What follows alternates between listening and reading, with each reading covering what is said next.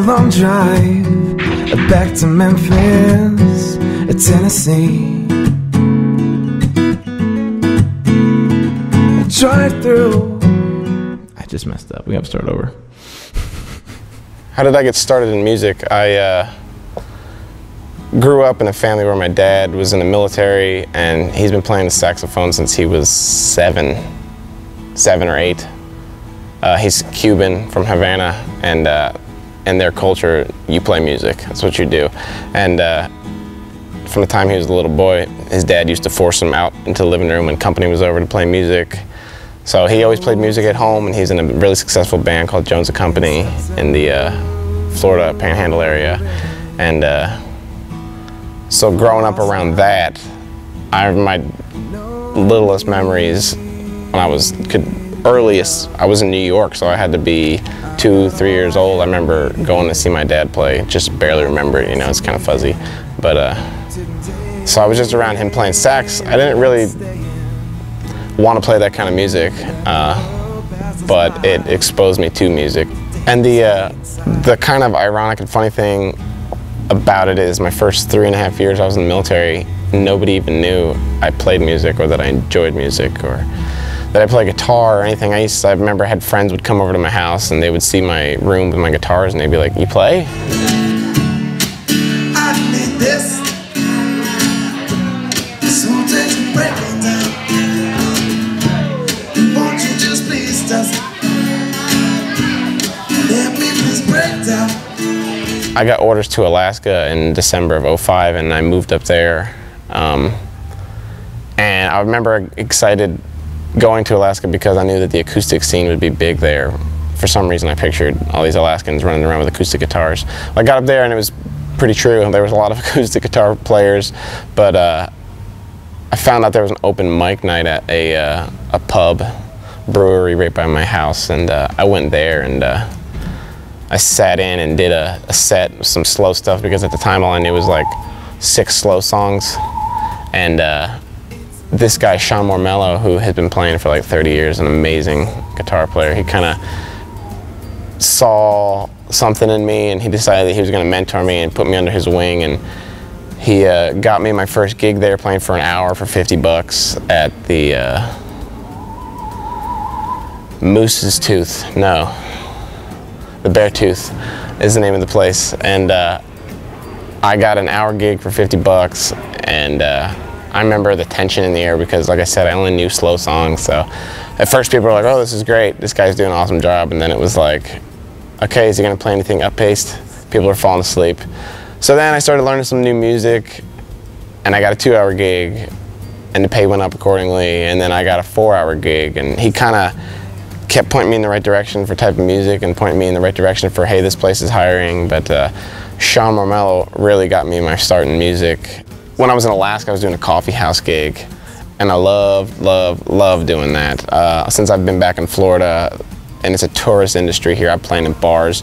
Not necessarily bars, I don't want to say restaurants really, that serve liquor. Restaurants that serve liquor, which are great. The crowds are not there to hear you play, and I think that's a hard thing for people to understand sometimes. They're not there to hear you play, they're there to hang out with their friends and their family, and you're just background music. So playing at different venues like coffee shops, it's an event for them to come out and hear you play, and I would like to get back to those. Yeah, I finished out my 3 years in Alaska, starting to gig more and gig more and gig more, and I got a degree while I was in and decided to get out. I originally got the degree because I was going to get a commission, and then I really got to thinking about life and how the most important thing in life is to, when you die, that you were happy and you did what you wanted. I didn't want to be doing something that paid well that I wasn't happy doing. Not even something that I was comfortable doing. I wanted to genuinely be happy, not just comfortable. And decided that if I'm going to do music full time, I should go to school and get a second degree in music. And I was going to go to Berkeley. So I set up and sent my application in, and I got an audition date, and then I went and took lessons with this Berklee graduate. And I kind of walked in the door thinking, I'll show him, you know, what I can do, and he can tell me where I can brush up before the auditions in 3 weeks. And I pretty much walked out of there and with him telling me that, look, you don't have what it takes to get into Berklee right now. Maybe after a year of really hardcore digging into it, you can go to Berklee. But then I started picking up gigs this past summer in Destin, and I started playing for, you know, crowds of 100 people, and I was gigging and making good money doing it, paying the rent. I was really surprised I didn't have to get a real job. In fact, here it is fall, and I'm still able to keep the lights on, just doing music full time and not having to do anything else, just music. When I'm at home, I practice what I want. But I came to the realization and really thought about it, do I need to go to Berklee to do what I love? And will Berklee get me any closer to doing what I love? And I think the answer to that is no. I think that a lifetime of gigging and life experiences and feeding off the audience and hearing requests every single day, and if you want to play music full time as an entertainer, then that's the best school, I think, is life and the audience instead of a teacher. Oh yes, you're going to be a great musician, you're going to be a monster musician, but musicianship is a lot more than classroom work. Probably the toughest question to answer, but the question I get asked the most is, what kind of music do you do?